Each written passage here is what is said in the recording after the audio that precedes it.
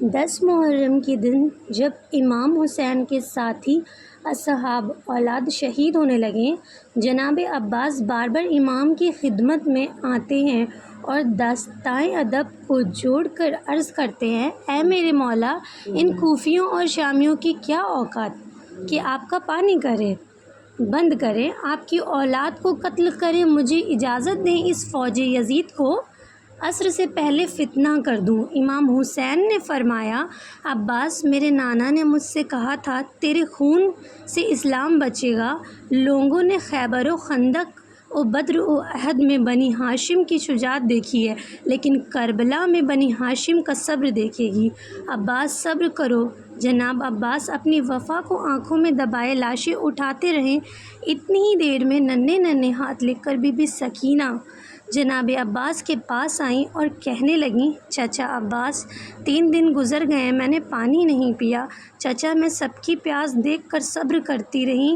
اگر اصغر کو پانی نہیں ملا تو وہ تڑپ تڑپ کے مر جائے گا۔ چچا عباس، تھوڑا سا پانی لے کر آئیں تاکہ میں اصغر کو پلاؤں۔ میرے اصغر چند دن اور زندہ رہ جائیں گے، بس یہ کہنا تھا۔ جناب عباس کی آنکھیں نم ہو گئیں۔ ننھی شہزادی کو لے کے امام حسین کی خدمت میں آئے اور عرض کیا: اے میرے آقا، آپ نے صبح سے اب تک مجھے جنگ کی اجازت تو نہ دی، لیکن اب ان بچوں کی پیاس مجھ سے اب نہیں دیکھی جاتی۔ یا تو دعا کریں کہ میں مر جاؤں یا تو نہر سے ان کے لیے پانی لے کر آؤں۔ امام حسین نے فرمایا: عباس، اگر اجازت لینی ہے تو جاؤ اپنی بہن کے خیمے میں اگر وہ اجازت دیتی ہیں تو پانی لینے چلے جانا۔ جناب عباس بی بی سکینہ کو لے کے جیسے ہی غلام بیٹھ جاتا ہے، ویسے ہی بی بی زینب کے خیمے کے باہر بیٹھ گئے۔ بی بی سکینہ سے کہا: سکینہ، جاؤ میری آقا زادی سے کہیں ان کا غلام آیا ہے۔ بی بی سکینہ بی بی زینب کو لے کے جیسے ہی خیمے کے در پر آئیں، زینب عباس نے داستان ادب کو جوڑ کر کہا: اے میرے آقا زادی، مجھے اجازت دے کہ میں نہر سے پانی لے کے آؤں۔ سارے بچے تڑپ رہے ہیں، میری شہزادی، مجھے اجازت دیں، بس یہ کہنا تھا۔ بی بی زینب رونے لگیں۔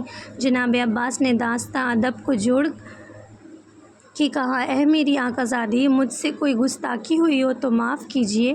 بی بی زینب نے فرمایا: عباس، تم سے کوئی گستاخی نہیں ہوئی، مجھے اپنے بابا کا زمانہ یاد آ گیا۔ میرے بابا نے کہا تھا: زینب، ایک وقت آئے گا جب تمہیں رسیوں میں قید کر کے بازاروں میں پھرایا جائے گا، بے پردہ کر کے تمہیں پتھر مارے جائیں گے۔ تو میں کہتی تھی: بابا، جس کا عباس جیسا بھائی وہ بازاروں میں کیسے جائے گی؟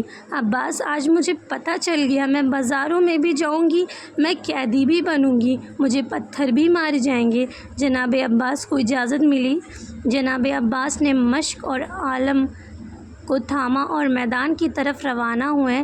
جیسے ہی بنی ہاشم کا چاند نہر فرات کی طرف بڑھا، فوج یزید میں کوہرام برپا ہو گیا۔ سب کہنے لگے: حسین کے خیمے میں اگر پانی پہنچ گیا تو ان پہ فتح یاب کرنا مشکل ہوگا۔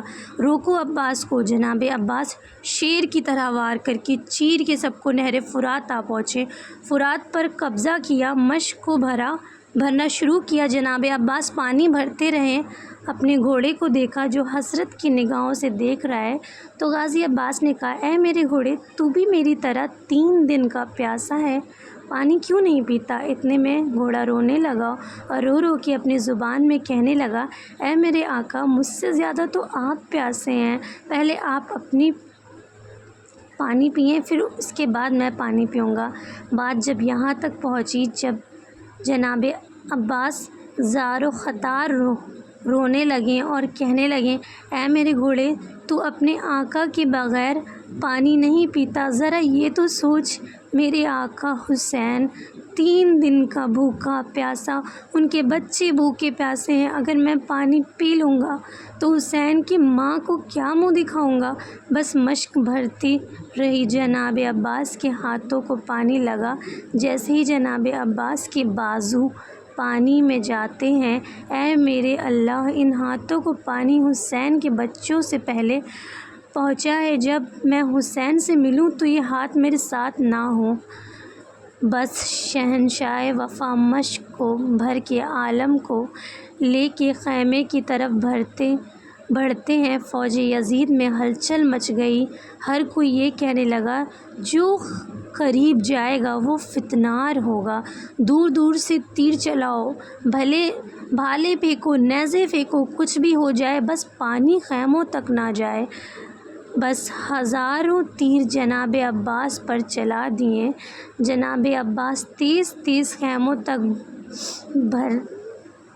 بھرنے لگے۔ بس ایک امید تھی کچھ بھی ہو جائے، سکینہ تک پانی پہنچ جائے۔ بس اتنے میں کسی ظالم نے جناب عباس کے بازوؤں کو نشانہ لیا۔ آپ کا داہنا بازو کٹا، پھر بایاں بازو کٹا۔ جناب عباس نے مشک اور عالم اپنے دانتوں سے پکڑ لیا اور تیز تیز خیموں کے سمٹ جانے لگے۔ اتنے میں کسی نے جناب عباس کے چہرے کا نشانہ لیا اور ایک تیر جناب عباس کے آنکھ میں آ لگا۔ بس جناب عباس ابھی چل ہی رہے، کسی ظالم نے مشک کا نشانہ لیا، بس مشک کو تیر لگانا تھا۔ پانی بہنے لگا۔ جناب عباس بہتے ہوئے پانی کو دیکھ کر نا امید ہوتے ہیں۔ اتنے میں کسی ظالم نے جناب عباس کے سر پر گرز لگایا۔ وہاں خیمے میں امام حسین اور بی بی زینب دور سے عالم کو دیکھ رہے ہیں کہ عالم کبھی دائیں کبھی بائیں۔ جب عالم گرنے لگا تو بی بی زینب نے کہا، اے اللہ، آج ان ظالموں نے اسلام کا پرچم گرا دیا۔